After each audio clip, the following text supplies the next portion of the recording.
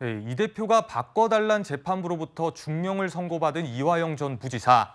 지난 2일 국회에서 열린 검사 탄핵 청문회에 증인으로 출석했습니다. 이 청문회에서 이 전 부지사가 변호인과 접견하면서 나눴던 대화 녹취가 공개가 됐는데요. 김성태 전 회장이 이 대표 변호사비 대납 의혹 등을 폭로하겠다고 하자 두렵다 이렇게 말한 이 전 부지사 발언이 나오면서 논란이 되고 있습니다. 그거보다는 김성태가 폭로하겠다는 게 더 커요. 더 발설이 크고 이재명 지사의 재판을 도와줬다는 거예요. 변호사 되나? 그것도 있고 인신 재판도 있고. 그러니까 로비를 했다? 무죄 나올 때. 로비했다? 그 변호사비 대납도 있고. 법원에 로비했고 변호사비 대납했고. 저를 통해서나 혹은 뭐 김용을 통해서 이 지사 쪽에 후원금을 냈고 또 특히 저희가 이 지사 그 조직을 관리했었잖아요. 광장이라고 하는 그 이해찬 대표도 관련돼 있고 조정식 국회의원도 많이 관련돼 있었는데 거기에 들어간 비용을 저희가 냈다. 근데 그게 변호사비 대납하고 좀 달라요. 제가 좀 내용을 알아요. 과정을 좀 알아요. 저는 사실을 굉장히 두려워요. 변호인에게 은밀히 자신의 걱정을 토로하는 내용이고 신빙성이 매우 높습니다. 본인과 김영태 변호사 간 대화하고 본인의 목소리가 맞습니까? 제 목소리 맞습니다. 저 녹취를 어디서 구했습니까? 제보 받았어요. 그러니까 본인이 하도 거짓말하니까 제보 받았습니다. 참 아니 지금 주연님 저 녹취를 틀려면 전부 다 트세요. 저렇게 부분만 짜집게 해가지고 꼭 검찰이 하는 행태처럼 하시네. 뭐가 두려우세요? 그러니까 뭐 얘기하자면 뭐가 두려우세요? 주진우 의원님은 발언 시간 끝났어요. 발언하지 마세요. 발언하지 말라고요.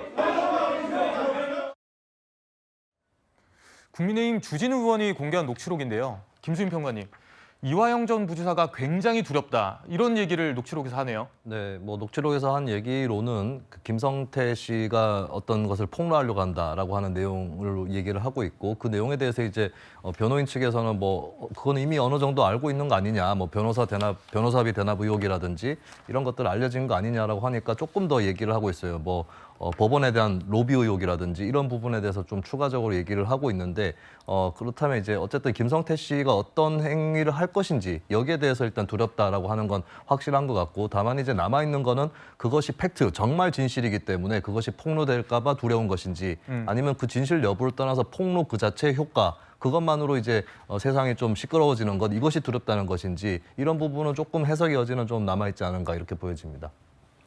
저희 채널A가 녹취록 전문을 확인해봤는데요. 이화영 전 부지사 두렵다고 하기 전에 김성태 전 쌍방울 회장에게 팩트, 그러니까 사실이 한 게 있는 것 같다 이런 말을 합니다. 정확히 어떤 팩트인지 나오진 않지만요. 녹취록 내용을 저희가 좀 정리를 해봤는데요. 이재명 대표의 선거법 재판 변호사비를 쌍방울이 대신 내줬다는 의혹, 변호사비 대납 의혹이죠. 이건 이재명 대표가 불기소가 됐고요. 그리고 선거법 재판 결과를 바꾸려고 법원에 로비를 했다는 의혹. 이건 권순일 대법관이 별도로 기소가 됐습니다. 그리고 마지막으로 이 대표 측 조직, 그러니까 광장이란 곳에 정치 자금을 전달했다는 내용. 이 내용도 나왔는데 이 건 같은 경우는 자금 흐름을 추적하고 있거든요. 아직 셋 다 이 대표와 직접적인 관련성이 드러난 건 없습니다. 이종근 평론가님 어떻게 좀 보십니까? 네, 맞습니다. 그러니까 세 개 중에 앵커께서 말씀하신 마지막 거는 사실상 이재명 대표와 아무리 찾아도 이재명 대표와 앞으로도 직접적 연관성은 없을 거예요. 정치 자금을 광장이라는 그런 조직에 댔다는 거거든요. 그런데 위에 두 개는 약간 성격이 다릅니다. 이미 김성태 지금 그 이화영 전 부지사의 녹취록 이전에 한 번씩 그 언론에 보도됐던 내용들입니다. 변호사비 대납만 하더라도 아직까지도 미스테리한 어떤 상황이죠. 왜냐하면 당시에 공직선거법 위반으로 대법원까지 갔는데 당시 대법원에서 이재명 도지사, 당시 도지사가 변호인단을 꾸렸는데 우리나라에서 최고의 로펌이라고 하는 7개 그 로펌들이 김앤장을 포함해서 7개 로펌들이 한 사람씩 거의 대법관 출신들이 변호인단으로 꾸렸거든요. 그런데 당시의 재산이 29억입니다. 성남시장 시절에 29억인데 작년 2023년에 이재명 대표의 재산 신고로 보면 31억이에요. 2억 정도밖에 차이가 안 납니다. 그렇다면 아무리 뭐 이 대형 로펌에 돈을 적게 준다고 하더라도 1억 이상은 평균적으로 다 들어간다고 보통 얘기합니다. 1억보다 훨씬 더 많겠죠. 대법관 출신이니까. 그런데도 불구하고 지금 수년이 지났는데 재산이 차이가 거의 없거든요. 그래서 아직까지도 도대체 이 변호사비는 어떻게 조달을 했느냐라는 의혹이 남아있고 네. 마지막으로 재판거래 문제는 쌍방울이 처음에 김만배 씨가 왜 권순일 대법관한테 찾아가서 이 대법원의 어떤 선고에 영향을 미쳤다라고 지금 추정을 하고 있지만 유동규 전 본부장이 검찰에 진술한 내용이 있어요. 몇 년 전에 얘기했죠. 한 2년 전에 진술한 내용 그리고 자신의 책에도 썼는데 김만배 씨가 권순일 대법관을 통해서 재판거래를 했다는 의혹 이전에 바로 쌍방울을 통해서 재판에 대법원과 관련돼서 판사들을 알아봐라라는 지시가 내려졌었다. 그게 정진상 전 실장의 입에서 자신이 직접 들은 것이다라는 진술이 있거든요. 그러니까 그 진술까지 포함한다면 이번에 새롭게 어쨌든 이 내용을 갖고 검찰이 수사를 할 건가라는 건 좀 지켜봐야 할 것 같습니다. 예, 녹취가 공개된 다음에 이화영 전 부지사는 짜깁기 된 거라고 반발했습니다. 민주당은 해당 녹취록이 어디서 났는지 혹시 검찰에서 받은 것 아니냐 이런 의혹을 제기를 했고요. 녹취 파일 입수 경위를 밝히라고도 요구를 했습니다. 홍 전 의원님, 네. 주진우 의원 설명은 어떻습니까? 주진우 의원은 이제 청문회장에서 하도 거짓말 하니까 제보 받았다고 이야기를 했는데 원래 메시지가 사실일 때는 메시지를 공격하지 못하고 이제 메신저를 공격하지 않습니까? 거기다가 지금 이 녹취 자체가 굉장히 지금 현재 지금 설득력이 있는 즉 이화영 전 부지사가 해당 본인의 변호인하고 굉장히 좀 긴밀한 그런 관계에서 이야기한 거기 때문에 굉장히 지금 이제 누가 보더라도 설득력이 있기 때문에 이 전체에 대해서는 이게 뭐 거짓말이다고는 이야기는 하지 못하지만 그러나 일부만 짜집기 한 것이다 이런 식으로 좀 회피를 하려고 하는데 채널A에서도 했지만 지금 많은 분들이 전문을 다 분석한 글과 지금 이 내용은 뭐 사실상 다 이제 부합하는 걸로 지금 드러나고 있는 것 같습니다. 네.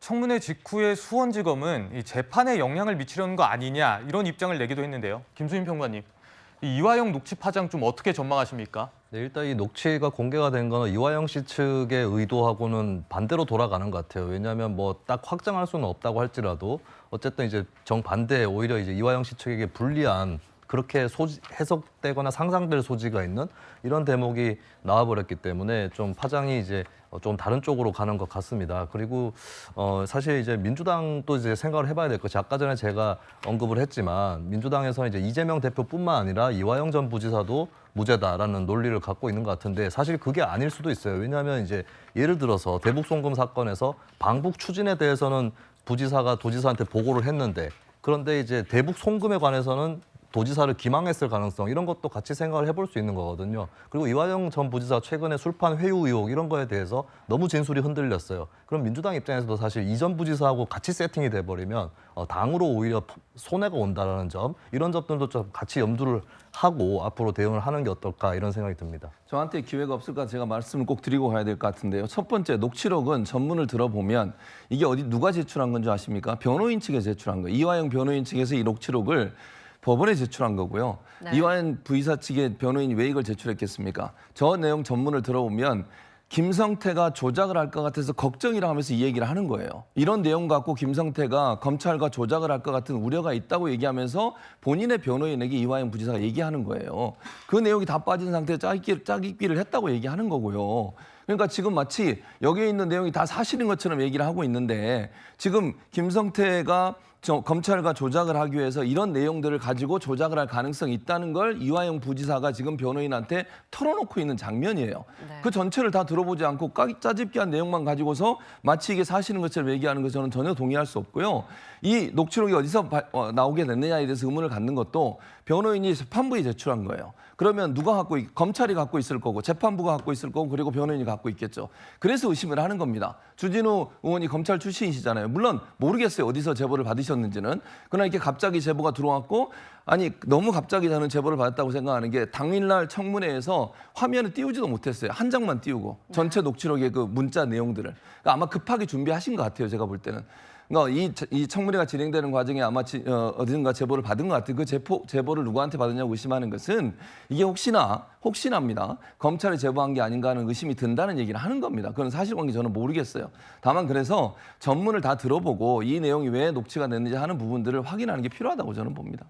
예, 저도 지금까지 잠깐 조금만 하겠습니다. 예, 마지막으로 발언하시고 넘어가겠습니다. 마치 지금 이 최진모 교수님이 생각하는 것만 제 진실인 것처럼 받아들여질 수도 있어서요. 저도 처음부터 끝까지 전문을 다 들어봤고요. 저 대목은 어떤 대목이냐면 바로 지금 김영태 변호사한테 요구하는 겁니다. 내가 이렇게 귀중한 그런 그 폭로를 알고 있으니까 나를 구원해줄 대책위원회를 꼭 민주당에서 만들라고 이재명 대표에게 얘기해달라라는 요구사항으로 전제된 거고요. 이렇게 이 주진우 의원에게 그 녹취록의 어떤 정당성을 이야기하려면 이 녹취록 자체의 어떤 정당성도 얘기해야 됩니다. 김영태 변호사가 사실은 부당 녹음을 했어요. 이번에 고발됐습니다.